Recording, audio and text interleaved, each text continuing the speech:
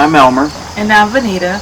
And today we're going to talk to you about first aid kits and fall outdoor safety. With the advent of fall and the cooler temperatures, a lot of people want to get outside and take photos, do fall hikes, see the fall colors. With that brings a new level of course, dangers.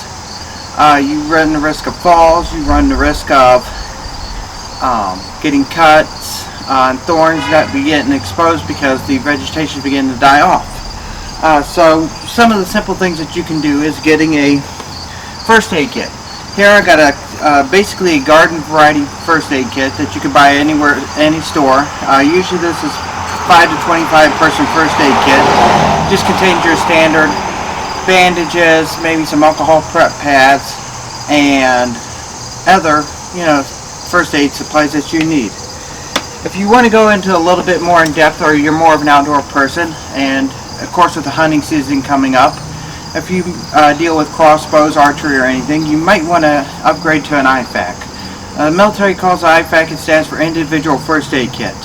On this one here, this is a bag I got off of Amazon. I built it myself. Got the Leatherman trauma shears, and open it up here. And I'll show you some of the other things that we carry inside besides the first aid supplies. One of the things on the inside here, and hopefully I don't dump it, is a tourniquet. These are great if you get an impalement, have a severe cut or injury to a limb from a fall. They can save your life. Definitely take a course to learn this. I'll talk more about that later on in the video. Another thing that you can purchase, these are a little bit expensive, about $30 to $40 range, is an H&H bandage. This bandage allows itself to be tied around without any tape. So if you're out there in the wilderness, you don't have to worry about taping it. Just lay it over, wrap it, and then you can tie it against your arm. Of course, some of the other things in this here I do carry are butterflies, alcohol prep pads, rolls of, as you can see here, rolls of gauze, and of course the 3 and 4 inch gauze pads.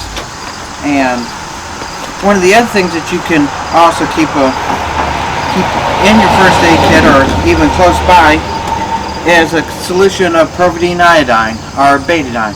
This is great should you get stung, scrapes, scratches.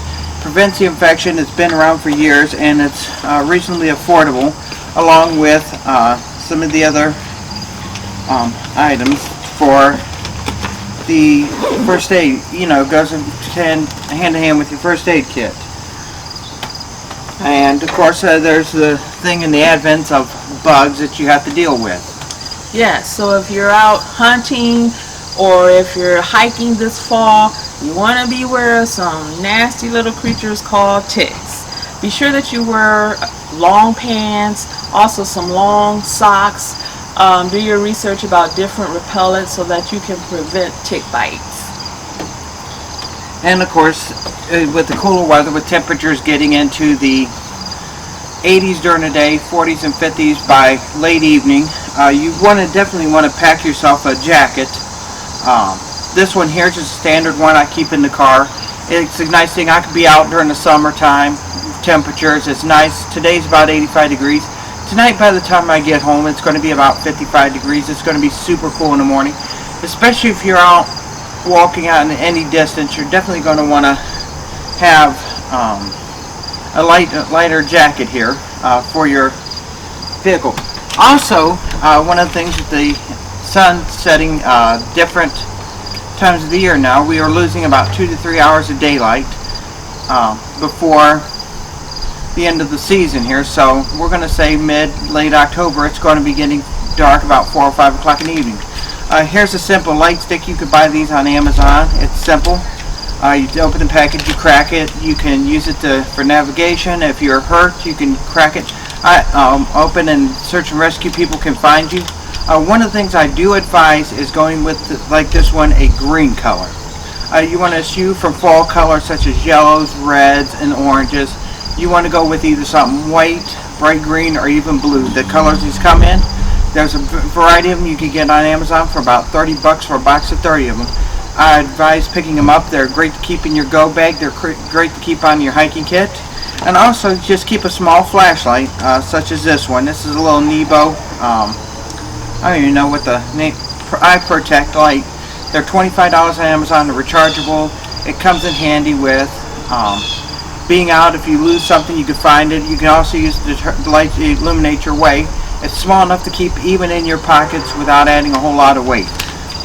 And of course, above all, the most thing is exercise common sense. Once you get your first aid kit, you can go to the American Red Cross, your local chapter of them.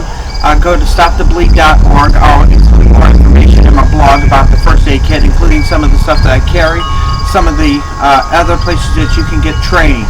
Take a first aid course, learn how to patch yourself up, learn how to patch others up. It can pay dividends when getting people to the hospital.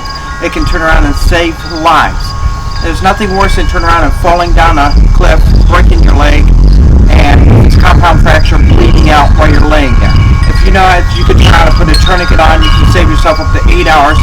Also, one of that things I do want to touch on before we end today is letting somebody know where you go. If you turn around and let one family member say, "Hey, I'm going to this park here. I'm going to hike these, hike near these cliffs." If you don't return by a certain time in the day, they can send a park ranger out to find you. It's easy to find you if you let somebody know. If you don't let somebody know and you fall and you're out in the park and nobody knows you're there, that could be a big issue with rescue. So definitely you want to turn around and get the information out there so that they can help you. I know some people don't like to let people know where they go, but it's just something that you have to do in order to, to be safe, basically. And of course, with that, we want to thank you for watching our video today. And remember, God is in control, and stay healthy, and stay blessed.